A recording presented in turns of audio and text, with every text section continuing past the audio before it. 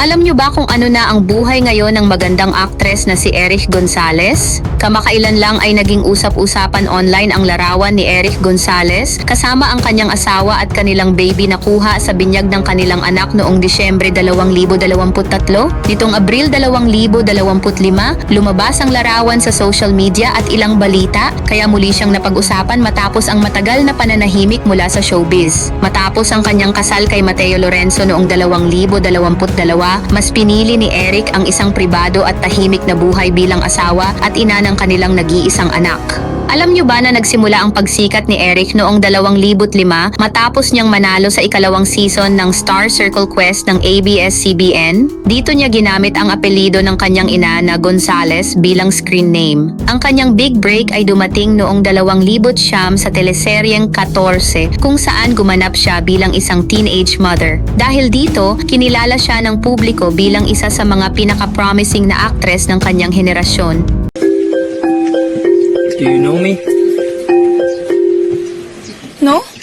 Sa buong karera niya, pinatunayan ni Eric ang kanyang versatility sa mga pelikula at teleserye. Ilan sa kanyang mga sikat na pelikula ay ang Siargao, Suddenly It's Magic at Once a Princess. Sa telebisyon naman, tumatak ang kanyang pangalan sa mga serye gaya ng The Blood Sisters, Be My Lady at Maria La del Barrio. Sa bawat role na kanyang ginampanan, tagos sa puso ang kanyang pagganap na talaga namang minahal ng kanyang mga tagahanga. Sa usaping pag-ibig, umani rin ng atensyon ang love life ni Eric. Noong 2015, naging bukas sa publiko ang kanyang relasyon sa aktor at modelong si Daniel Matsunaga na naging co-star niya sa Be My Lady. Ngunit makalipas ang halos 2 taon, naghiwalay din ang dalawa. Noong 2022, pinili ni Eric ang tahimik na buhay pag-ibig nang ikasal siya kay Mateo Lorenzo at ngayon ay masaya silang magkasama bilang magulang sa kanilang anak.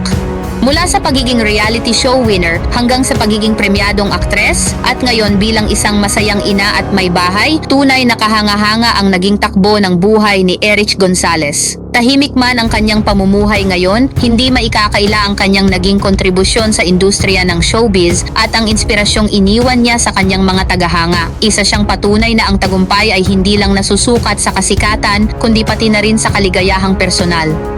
Namimiss niyo pa ba si Eric sa pag-arte? O masaya na rin ba kayo para sa bagong direksyon ng kanyang buhay bilang ina at asawa?